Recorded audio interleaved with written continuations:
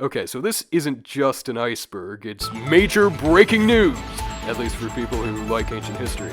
The discovery of a hitherto lost New Kingdom pharaoh's tomb just some 2 kilometers west of the Valley of the Kings by a joint British-Egyptian team has just been announced by Egypt's Ministry of Tourism and Antiquities through their Facebook page, which is how they announce big discoveries now. Based on the discovery of alabaster vessel fragments and other broken tomb goods bearing his name found earlier this year, the tomb has now been firmly identified as the long-lost resting place of the 4th pharaoh of Egypt's mighty 18th dynasty, Thutmose II, best known as the father of Thutmose III, Egypt's greatest warrior pharaoh, and as the husband/half-brother of Queen Hatshepsut, Egypt's greatest female pharaoh.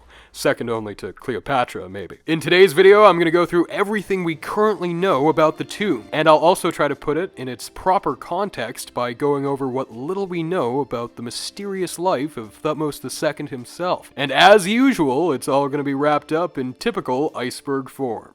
Every important tomb in Egypt has its own name or number, and this one's no different. It's been dubbed tomb number C4 because it's the 4th of only 4 known tombs in a wadi, or desert canyon, known as Wadi C, otherwise known as Wadi Jabanat al-Karud. It's one of a number of wadis, going from wadis A through G, filled with enigmatic rock-cut royal tombs, and sitting just some 2.4 kilometers southwest of the largely later, better-known parts of the Valley of the Kings, where Tutankhamun was found. Ironically, this tomb was found in an attempt at rediscovering a tomb previously discovered by Howard Carter himself while he was surveying the area in 1916. And in the past, certain authors have actually suggested that Thutmose's tomb would be found in this exact area, since it's quite literally right next to where Thutmose's daughter with Hatshepsut, Neferure, is thought to have been buried. And it's also pretty close to where Hatshepsut had a tomb started for herself when she was just his queen, and before she assumed the throne for herself. I'd like to shout out the Theban Royal Mummies Project and its website for theorizing that Thutmose's tomb would be found in this exact place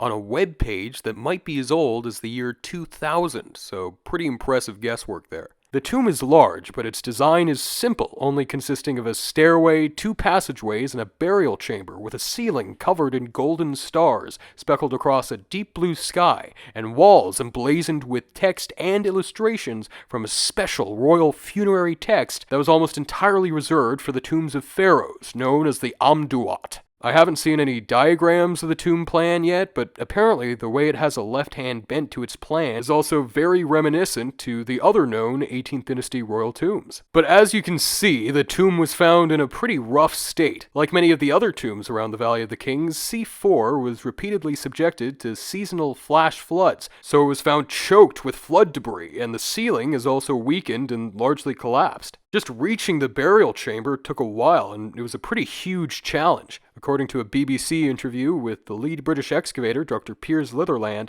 getting to it at first required crawling through the second debris-filled passageway for 32 feet, or 10 meters, until reaching a tiny 40-centimeter gap between the debris and the ceiling leading into the burial chamber. As you can imagine, the process of clearing out the tomb wasn't done instantly. Actually discovered in 2022. The tomb itself was actually first discovered by Dr. Litherland and his New Kingdom Research Foundation way back in October of 2022, and it was actually made public information as early as January of 2023, when Egypt Today released an article about it, but it sort of flew under the radar. I didn't know about it. It was initially expected to contain the burials of a queen and some children from one of the Thutmosids, since the pottery fragments and inscriptions discovered within it were dated to the joint reign of Thutmose III and Hatshepsut, but no bodies were ever found. Dr. Litherland himself actually published a paper proposing that it belonged to Thutmose II all the way back in the fall of 2023 in the British magazine Egyptian Archaeology. Dr. Litherland's New Kingdom Research Foundation, which is associated with the MacDonald Institute for Archaeological Research at Cambridge University, has been investigating the Western Wadis for some 12 years now, and they've made some other pretty interesting finds nearby, in the shaft tombs of the Wadi Bayria, like the mummies of some of the wives and children of Thutmose's descendant, the glorious Amenhotep III.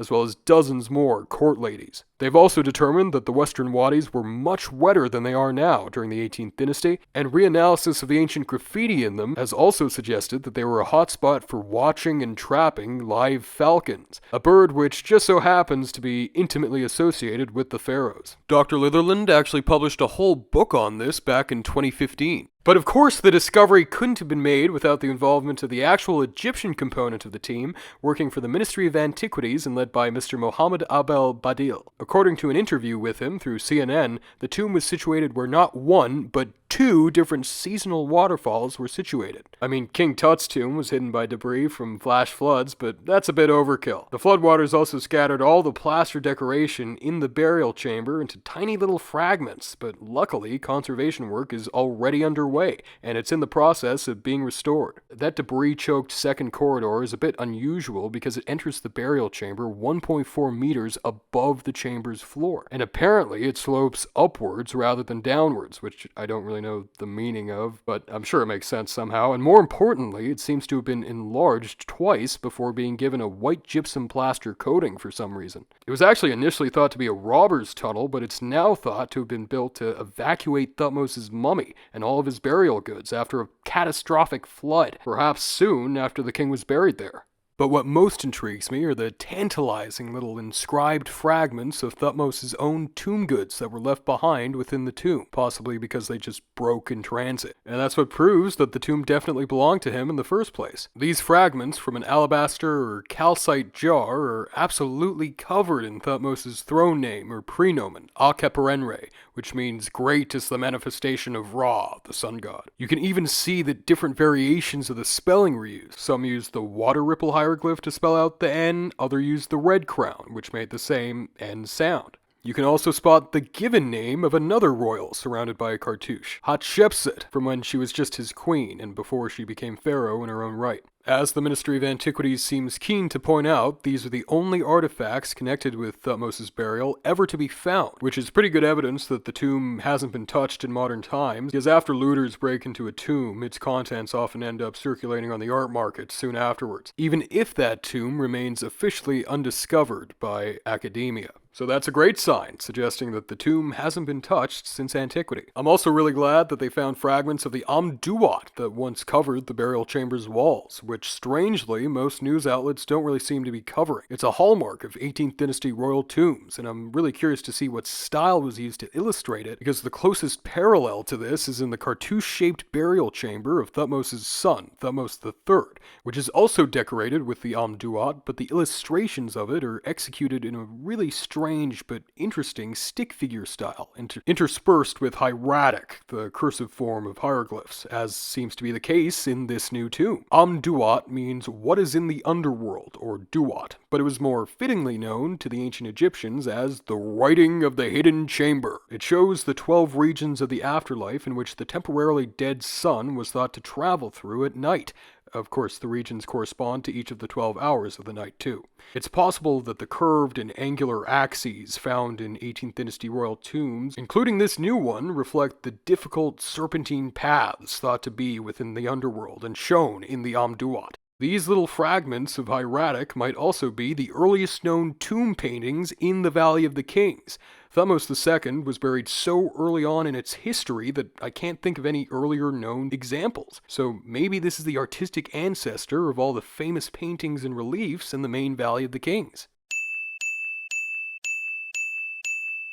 Misinformation. There have been a lot of grandiose claims about this tomb circulating around online, but weirdly they're mostly plain fabrications. First, and luckily for us, this isn't actually the first pharaoh's tomb to be discovered since Tutankhamun's was. Far from it. In 1939, French archaeologist Pierre Montet discovered multiple almost entirely intact royal tombs dating to the Third Intermediate period at Tanis, famous for also holding the Ark of the Covenant, according to Indiana Jones. Ironically, a lot of it consisted of loot taken from the Valley of the Kings itself, but it sort of went under the radar because, World War II was starting. The gold-laden buried pyramid of Pharaoh Sekhemkhet of the Third Dynasty was discovered in the 50s by Egyptian archaeologist Zakaria Goni, which I actually made a whole video about. Just in the 2010s, the tomb of the hitherto unknown pharaoh Wasaribre Senepkai and his skeleton were discovered at Abydos, just north of Thebes. Plus, if you count the physical remains of pharaohs, the fragmentary remains of the 5th dynasty pharaoh Djedkare-Isesi were discovered in the 40s at his pyramid in South Saqqara, and the partial remains of Neferefre, also of the 5th dynasty, including his grody old hand, were discovered in Abu Sir in the 1990s.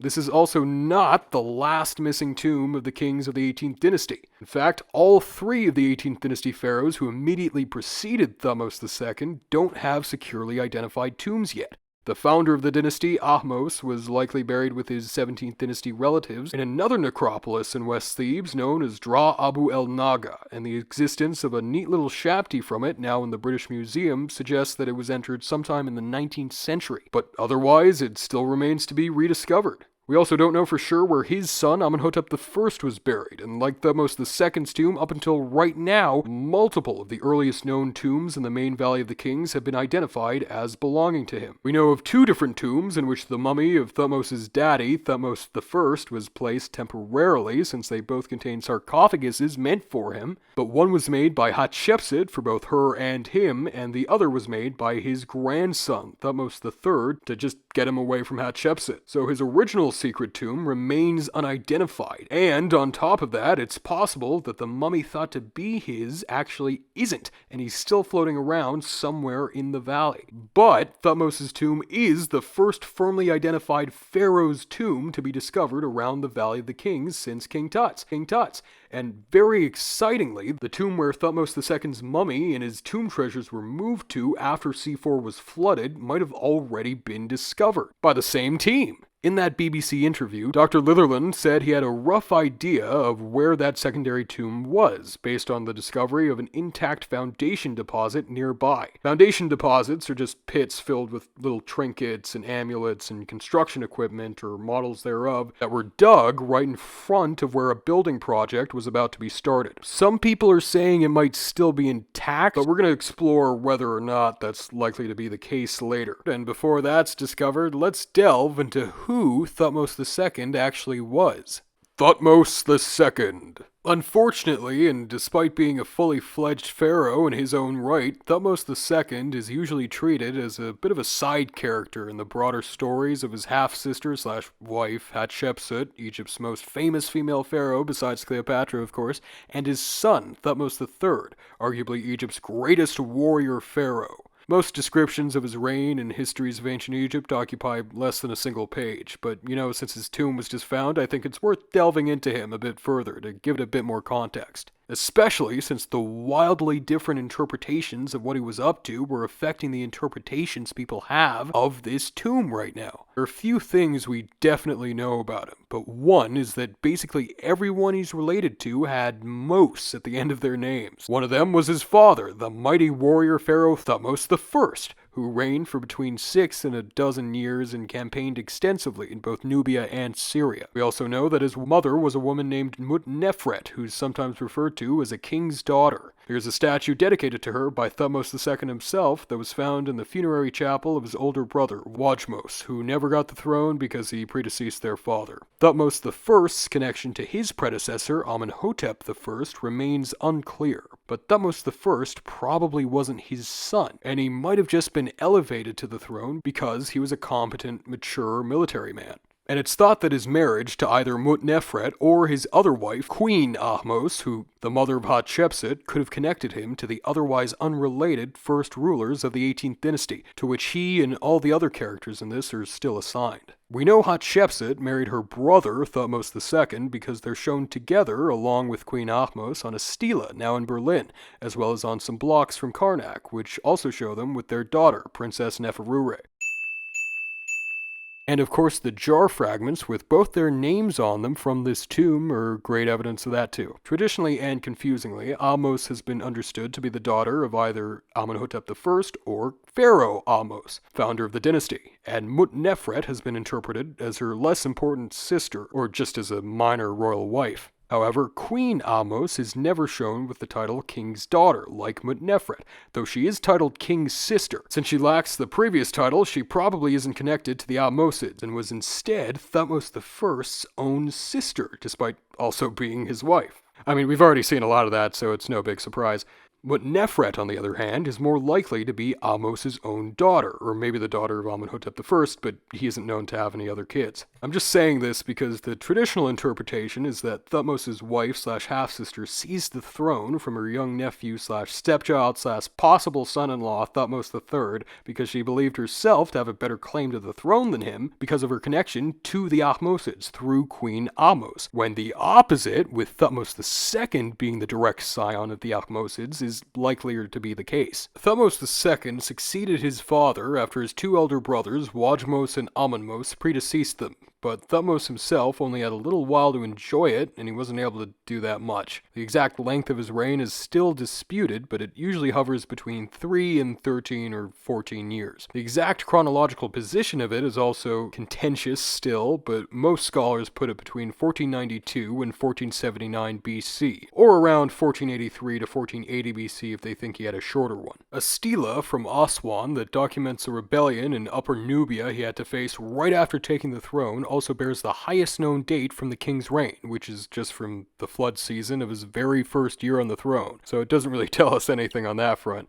and it might even be the date of his accession, but the larger inscription of the stela does tell us how Thutmose II was able to brutally cement his father's achievements in Nubia. It's a little narrative which starts out with the king sitting in his palace doing his daily administrative duties when a messenger comes in and informs him that doomed Kush has begun to conspire because they had begun to plunder the people of Egypt by stealing cattle belonging to the fortresses Thutmose I had built in Nubia. I'll read out what Thutmose II's response was. His Majesty was furious thereat like a panther. When he heard it, said his Majesty, I swear, as Re loves me, as my father, Lord of Gods, Amon, Lord of Thieves, favors me, I will not let live anyone among their males among them. Then his Majesty dispatched a numerous army into Nubia on his first occasion of a campaign in order to overthrow all those who were rebellious against his Majesty or hostile to the Lord of the Two Lands. Then this army of his Majesty arrived at wretched Kush. This army of his Majesty overthrew those barbarians. They did not let live anyone among their males, according to all the command of his Majesty, except one of those children of the chief of wretched Kush, who was taken away alive as a living prisoner with their people to his Majesty. They were placed under the feet of the good God, for his Majesty had appeared upon his throne when the living prisoners were brought in, which this army of his Majesty had captured. This land was made a subject of his Majesty as formerly. The people rejoiced, the chiefs were joyful. They gave praise to the Lord of the Two Lands. They lauded this God, excellent in examples of his divinity. It came to pass on account of the fame of his Majesty, because his father Amon loved him so much, more than any king who has been since the beginning. So yeah, he might have been responsible for a little bit of a genocide, maybe, but hey, that's the Bronze Age for you. An earlier part of the inscription might refer to Thutmose I as living forever, possibly indicating that Thutmose I was still alive as this was happening, and that there was some sort of co-regency between him and his son, but that's definitely not for sure. In fact, most sources assume that the whole reason why the rebellion happened in the first place is because the Nubians wanted to take advantage of Egypt's momentary weakness right after Thutmose I passed. Thutmose II also seems to have launched some sort of campaign or raid against the Bedouin known as the Shasu, because it's mentioned in the autobiography of a career soldier named Ahmose Pen Nekbet. He says, I followed King Akaperenre, Thutmose II, triumphant. There were brought off for me in Shasu very many living prisoners. I did not count them. But that might have been a sideshow on the journey to the real object of the campaign, Syria, mentioned in a very poorly preserved fragmentary inscription from within the temple of Deir el-Bahri, that nevertheless may refer to a land in northern Syria called Ni, as well as its elephants, which is interesting because both his father Thutmose I and Thutmose III are also known to have gone on similar elephant hunting excursions in Ni. So I guess it was a bit of a family tradition. Thutmose also left his mark through a few different small building projects. For instance, he built a limestone festival court at Karnak, which was discovered in pieces between 1957 and 1964 because it was reused as the foundation of the temple's third pylon by Thutmose's own descendant, Amenhotep III. There are also surviving fragments of a chapel and bark shrine he built there too. Also, as part of that previously mentioned festival court, he also possibly built his own pylon, which would have sat west of Pylon pylon 4, forming a new western entrance to the whole of Karnak, and likely enclosing the obelisks erected by his father, Thutmose I. There are also some fragmentary traces of 2 red granite obelisks he commissioned from Aswan that were actually erected later after his death by Hatshepsut in his festival court, and she also dedicated it on behalf of their father, Thutmose I. Amenhotep III had to get rid of them to make way for his new pylon, so he did, but he also had to incorporate their bases into it. And in addition to all that, he had a huge quartzite colossus of himself installed in front of the south face of Karnak's 8th pylon. Unfortunately, everything above the belly is gone, but it's still an impressive 7 meters high. The top bit was restored back in 2022, but as you can see, there wasn't really that much left to restore. We also know that he built at Koptos and Elephantine. A Polish scholar named Zygmunt Wysoki has also proposed that Hatshepsut's famous terraced mortuary temple at Deir el-Bahri was actually begun by Thutmose for himself, but it was taken over by Hatshepsut, and then after she was gone, carvings of him were put up in place of carvings of her in the parts of the temple he actually built.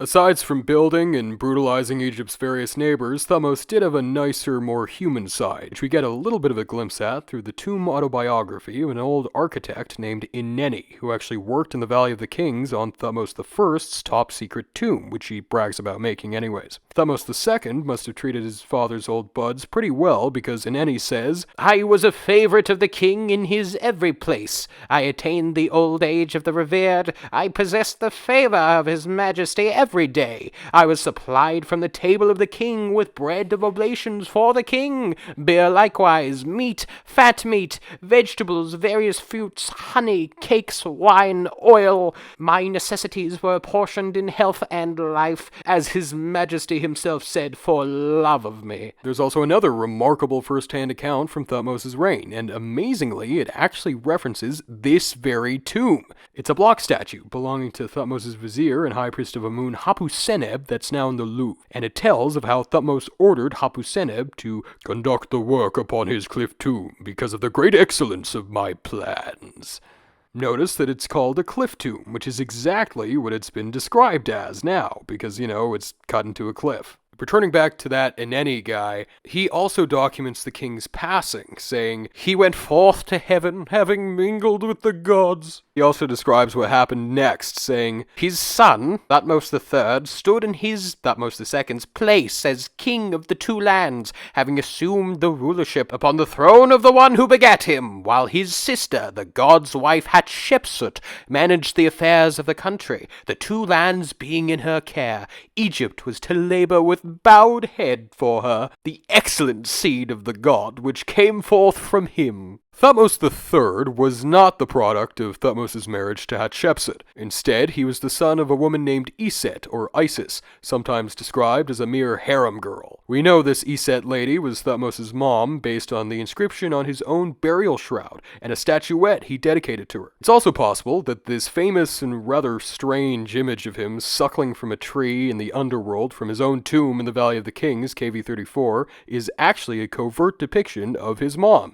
since his wives and a daughter of his are shown in the same scene. Oh, and his mom in human form next to him on that boat, so, doubly weird, I guess. So Thutmose III was probably only 2 to 3 years old when Thutmose II kicked the bucket, but as Ineni said, he still immediately succeeded to the throne. But the real power behind it was clearly held by his aunt/stepmom, Hatshepsut. Thutmose II wasn't forgotten immediately. A granite statue of him was dedicated by Hatshepsut at the Khnum Temple of Elephantine, which is stated to be for her brother. Which is sort of sweet, of course, but you can't really forget those undertones of incest.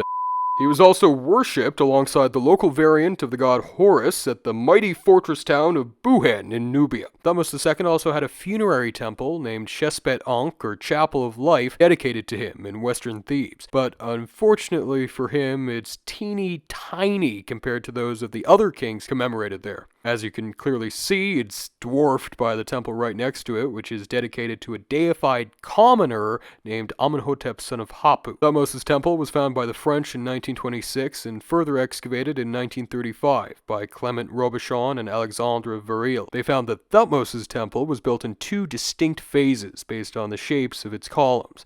The first type seemed to have been erected by Thutmose II himself, and the second type were built by Thutmose III, who finished the temple for his father. Also, it eventually just got built over by the massive enclosure wall of Amenhotep's temple anyways, so... At first, Hatshepsut depicted herself as a regular queen, but then she took on her own pharaonic prenomen, Matkare, and eventually, by the 7th year of the young Thutmose III's reign, she had made herself a full-on pharaoh, and since pharaohs were almost always male, she started depicting herself as a male pharaoh, despite still referring to herself as a she. Thutmose II became a bit of an unwanted memory, because now Hatshepsut's legitimacy was derived not from her marriage to him, but because she claimed to be the daughter of the god Amun-Re himself, in the guise of Thutmose I, a story which she had depicted on her grand mortuary temple. Eventually, she herself passed on, and Thutmose III became sole ruler, and either he or his son, Amenhotep II, had her memory obliterated. In many cases, her name would be scrubbed out and replaced with that of Thutmose II.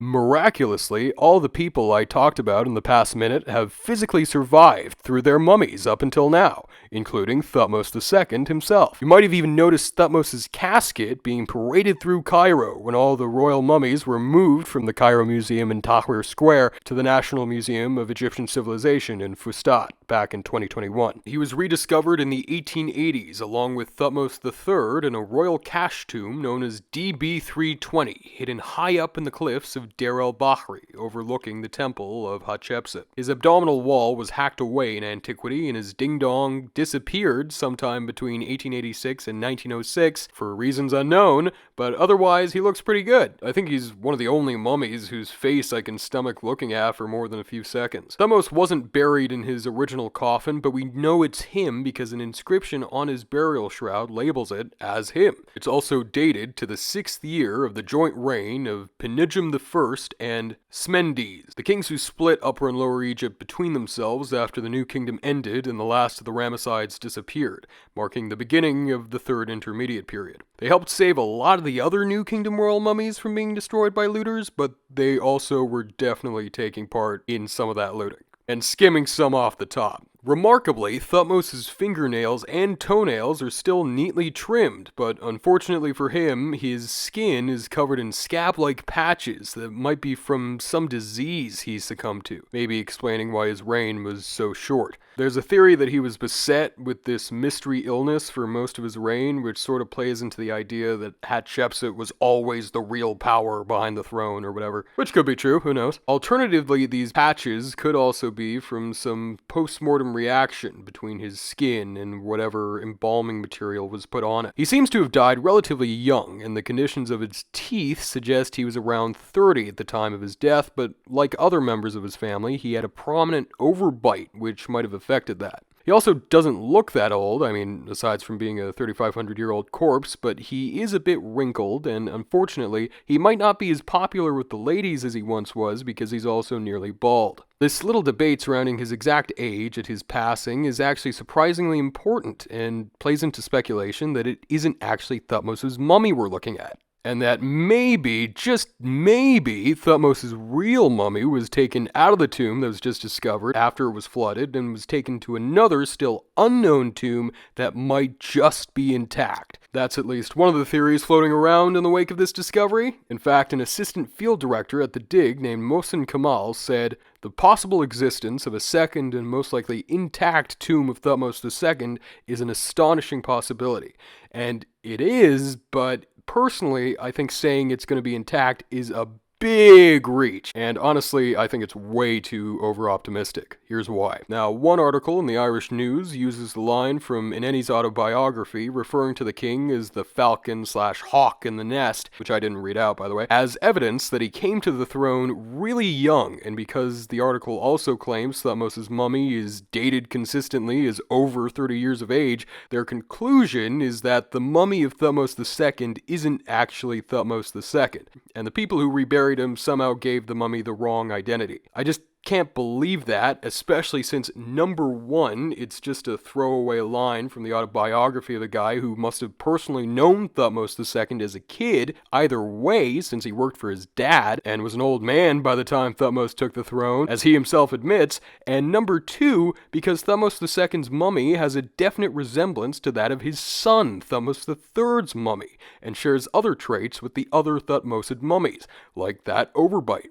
We know he had the maturity and time to father at least 2 children, albeit with 2 different women, of course. If Thutmose had a really short reign, I guess that would make it a little more likely that his mummy isn't his, but beyond his multiple building projects, there is other evidence for a somewhat longer reign. Like how the early Ptolemaic Egyptian historian Manetho claimed Thutmose, who he referred to as Kebros or Kebron, ruled for 13 years. But there's also the theory that the reason why Hatshepsut celebrated her Sed festival just 16 years into her joint reign with Thutmose III, even though they were usually held 30 years after a pharaoh took power, is because she was counting from the end of her father Thutmose I's reign, and since 30 minus 16 equals 14, Thutmose must have been ruling in the interim for 14 years.